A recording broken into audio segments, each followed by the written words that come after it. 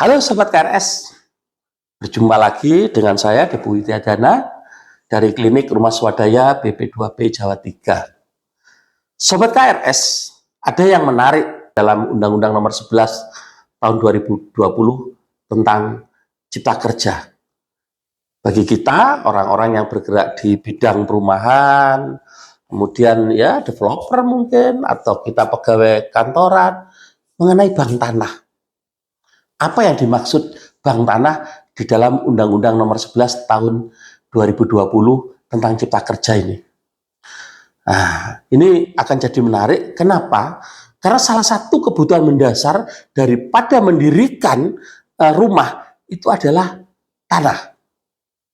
Itu, landnya, lahannya.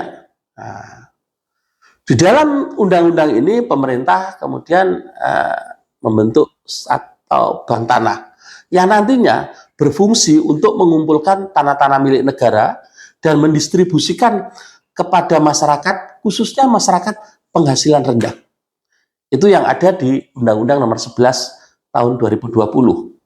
Tanah-tanah yang ada dalam penguasaan bank tanah juga akan digunakan untuk kepentingan umum, sosial, dan kemajuan bangsa lainnya. Tentang bank tanah ini diatur di dalam pasal 125 sampai dengan pasal 135 di Undang-Undang Cipta Kerja. Apa isinya? Mari kita lihat Sobat KRS. Di bagian keempat tentang pertanahan, paragraf 1, bank tanah, pasal 125, ayat 1 mengatakan, pemerintah pusat membentuk badan bank tanah. Ayat kedua, badan bank tanah sebagai dimaksud pada ayat 1 merupakan badan khusus yang mengelola tanah. Kekayaan badan bank tanah merupakan kekayaan negara yang dipisahkan. Badan bank tanah berfungsi melaksanakan perencanaan, perolehan, pengadaan, pengelolaan, pemanfaatan, dan pendistribusian tanah. Kemudian di pasal 126 mengatakan badan bank tanah menjamin ketersediaan tanah dalam rangka ekonomi berkeadilan. Menjamin. Nah, ini seolah-olah punya kekuatan yang besar. Untuk apa yang berkeadilan tadi? Adalah untuk kepentingan umum, kepentingan sosial, kepentingan pembangunan nasional, kepentingan pemerataan ekonomi, konsolidasi lahan, dan reformasi agraria. Nah, salah satu yang menarik di sini adalah ya masuknya yang untuk perumahan tadi, karena perumahan memerlukan tanah yang tidak sedikit. Dengan saat ini backlog yang 9 juta itu tentunya memerlukan upaya yang besar. Salah satu yang harus tersedia itu adalah tanah. Apalagi seperti di Yogyakarta, harga tanah itu luar biasa. Kemudian di ayat 2 di pasal 126 ini mengatakan ketersediaan tanah untuk reformasi agraria sebagaimana dimaksud ayat 1 huruf F paling sedikit 30% dari tanah negara diperuntukkan untuk bank tanah. Pasal 127, Badan Bank Tanah dalam melaksanakan tugas dan wewenangnya bersifat transparan, akuntabel, dan non-profit. Nah, ini Sobat KRS bisa masuk ke dalam website Bank Tanah. Jadi tiap tahun tersedia di mana dan berapa. Terakhir yang saya lihat di tahun 2024 itu tersedia di Grobogan atau sekitar Jawa Tengah itu 0,4 sekian hektar. Jadi masih jauh daripada kebutuhan sebelumnya. Kemudian di pasal 128 itu diatur sumber kekayaan bank tanah tadi berasal dari mana.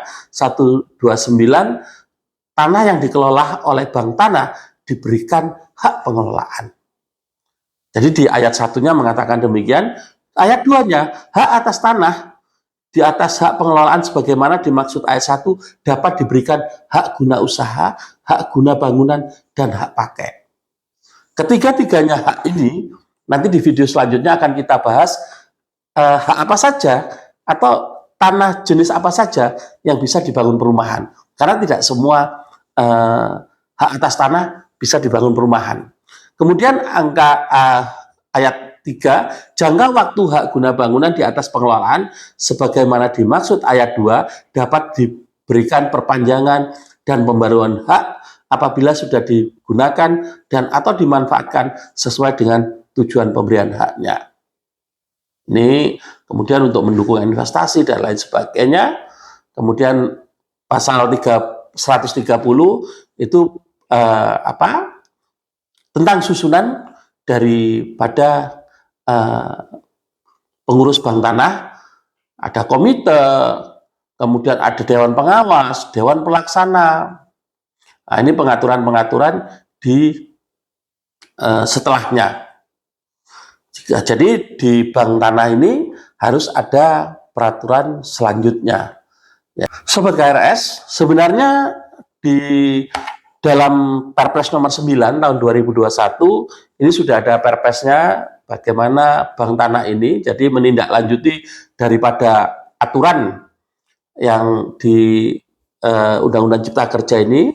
Kemudian ada Permen PU nomor 13 tahun 2021 itu juga bagaimana organisasi dan tata kerja dari Sekretariat Bank Tanah. Kemudian ada lagi Permen PU nomor 15 tahun 2021 tata cara pengangkatan dan pemberhentian berbagai pihak tadi, kebutuhan-kebutuhan organisasi terkait dengan Bank Tanah.